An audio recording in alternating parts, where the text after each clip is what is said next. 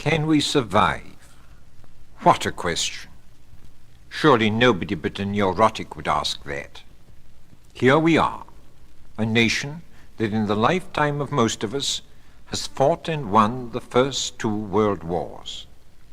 And further, we're a nation always so sure of its inner security and its inventive initiative that it has refused to make any profit out of these victories, which it won for democracy, for freedom, and for mankind.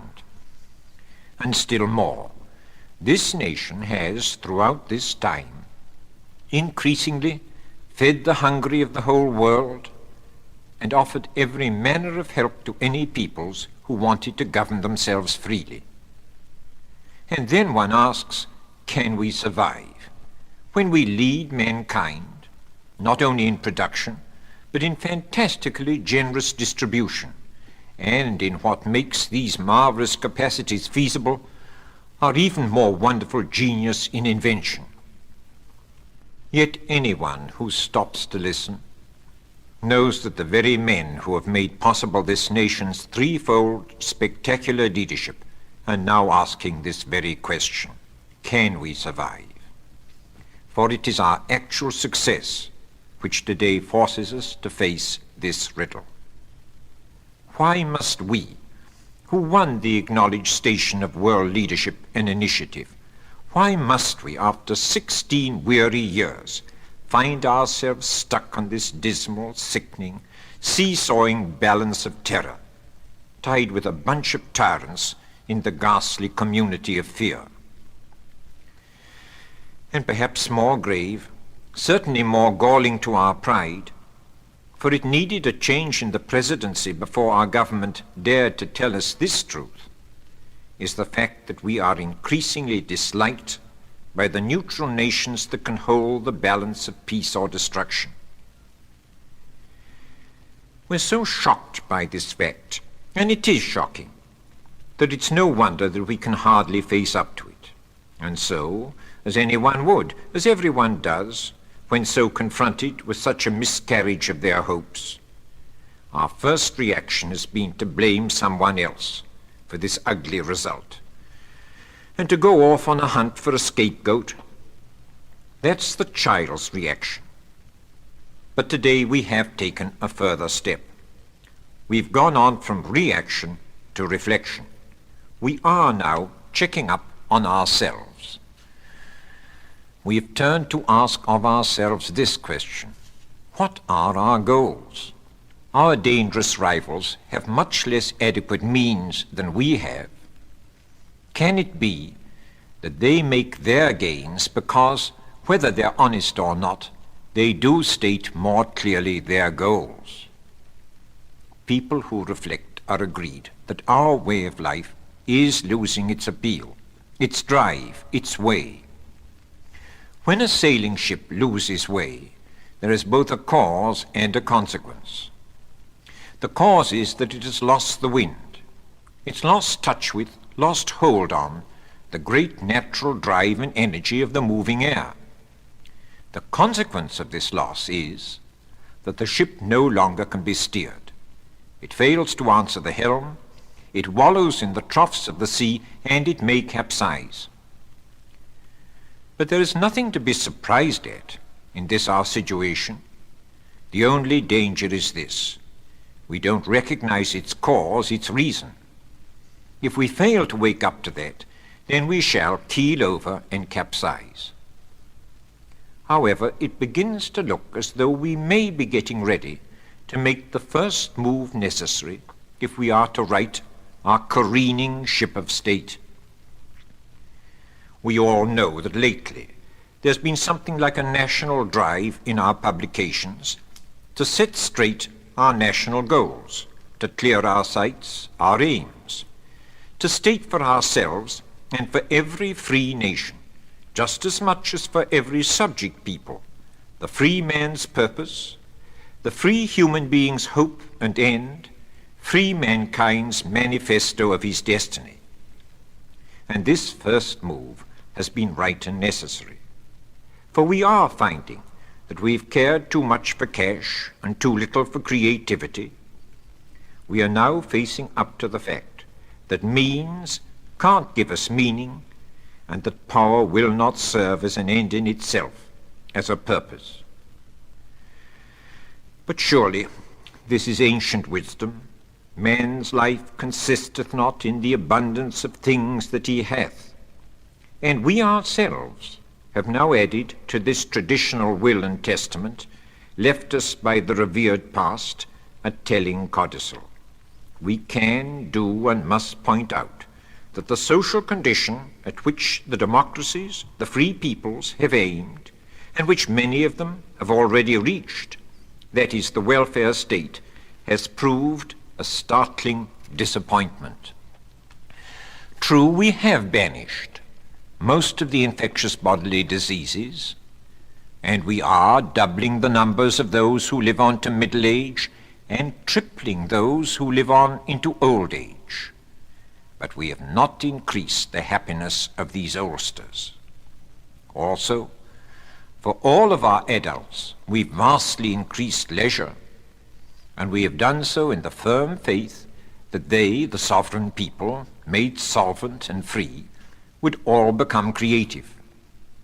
Instead, to our dismay, most of us have run headlong into the economic slavery of debt, while physiologically millions of us, who never have had it so good and lived in such wealth, are addicted to the beggar's painkiller and thought-quencher alcohol, while psychologically insanity and suicide increase. Finally, and this is most baffling, when with our surplus arms and food we have tried to make friends and influence people round the world by feeding them and defending them, they have resented our aid, suspected our friendship, and despised our character. In short, we have solved the economic problem and produced out of penury the affluent society, only to find that we have laid bare the psychological enigma. We now have to face the basic human fact that to master the know-how is to find oneself confronted by a much grimmer challenge, the know-why. We thought we knew what we wanted. We reckoned that we had understood what makes us tick and what makes humanity stick together. Clearly we had not. Our ties, which we thought would bind, are going to pieces, and our drives have given out. And so we have been forced to look squarely at one fundamental mistake in our thinking. And that is this: we've hung on to our old ways. We've stuck to the old course when it was time to throw our ship onto the other tack. This is the first hard certainty we must now admit, for it is not true that nothing succeeds like success. On the contrary, if you simply go on repeating a success, you will surely fail. Just take a look at the very word success. We have given it an entirely mistaken meaning. We have come to regard being successful as having attained a final and ultimate goal, of having secured for ourselves a position in which we can live happily ever after, in comfort, without anxiety, and without any further struggle. Then, as the current jargon puts it, you've got it made. But life demands of us that we grow, psychologically as well as physically. And psychological growth, just as much as does physiological growth, means progressing from effort to effort. Therefore, every successful effort must have, just around the corner waiting for it, a successor. Every goal achieved points on to a further goal. Every answer leads to a new question. This is the basic rule of all life. The whole history of every living creature underlines this painful truth. Every super-successful form of life, from fish up to man, from shark to saurian, on to tiger and weasel, yes, and every successful form of human society, from Sumerian to Spartan, from samurai to Prussian staff officer, In every case, these super-efficient types were damned by their very success. The very height of their distinction was what pushed them over into their extinction. They fell into the trap of going on giving an out-of-date answer. They kept on repeating an out-of-date success. They all started out by being tough, and that was all right. For, as Webster defines it, toughness is strength that is not hard, it's flexible. It is the capacity to yield to force without breaking. But successes lose their give. They get stiff, they become callous, brittle, and they crumble. And now we ourselves are repeating precisely the same mistake. There isn't anything metaphysical about this. This is not a call to go back to traditional simplicities, to become staunch reactionaries, to turn into dismal diehards who scoff at advance and deny progress. On the contrary, it is to act on a discovery made by one of the founders of the most practical and modern of sciences, scientific management. Frederick Taylor propounded what might be called a law of balance, which is profound as it's simple. It's just this: whenever you make improvements in a machine, you must make an equal psychological improvement in the man who operates it. He propounded this principle when he was attempting to solve the problem of helping lathe operators to achieve a higher output with fewer accidents. But now we see that Taylor's principle applies to every human activity. Indeed, it explains not only every failure of mankind throughout history, it also shows what caused the failure of every species before man.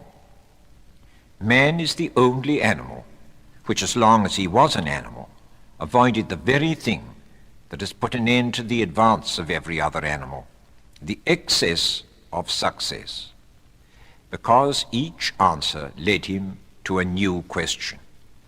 Otherwise, man would have stopped climbing, he would have started sleepwalking, which would have been to go on in an ever tighter circle of blind repetition, till at last he would not have moved at all. There is hard sense in Samuel Butler's comment, "We are really only conscious when we are doing something for the first time." So man has succeeded, but he has avoided that excess of success which is specializing.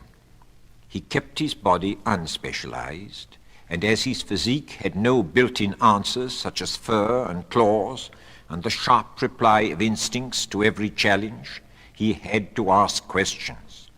This meant that he puzzled over the significance of things, which in turn meant he discovered that he had a mind. So he survived better than any other form of life. And when, as super test, the Ice Age came along, he survived far the best.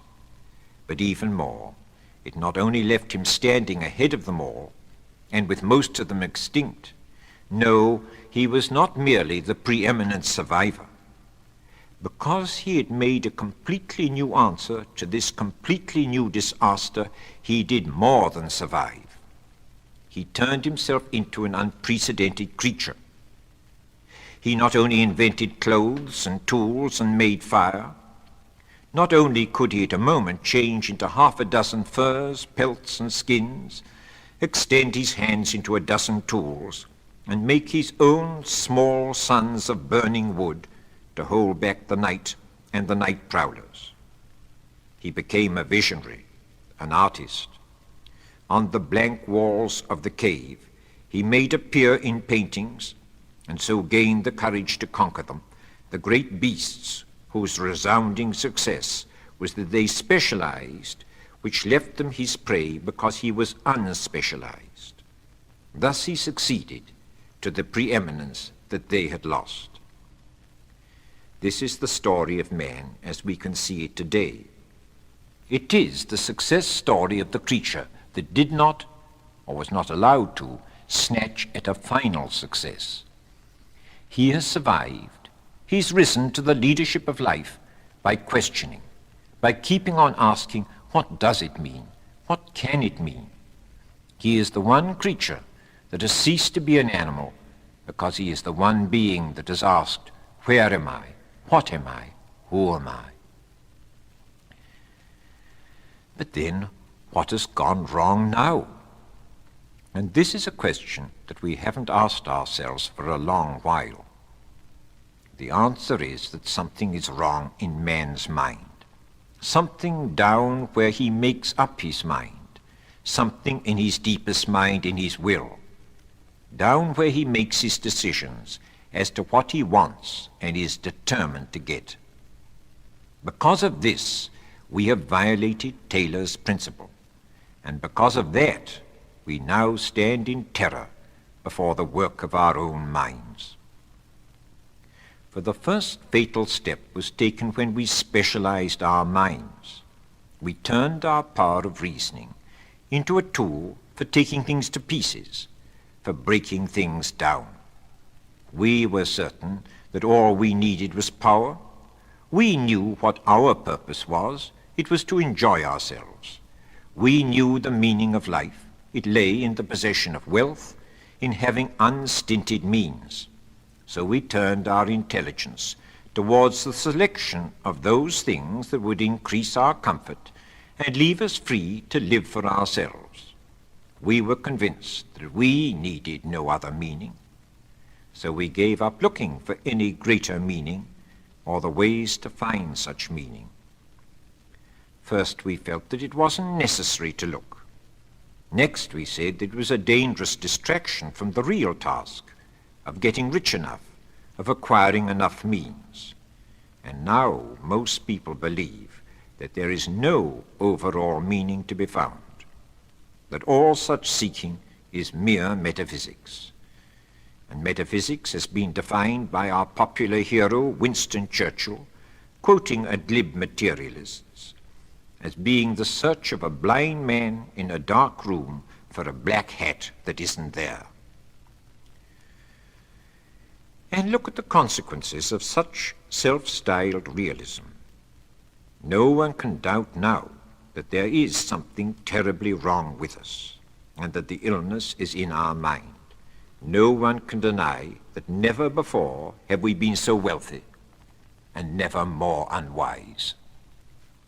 If wisdom means, as it always has, at the very least, knowing how to survive, then it is clear that some basic folly, some absurd blindness is driving us to our doom.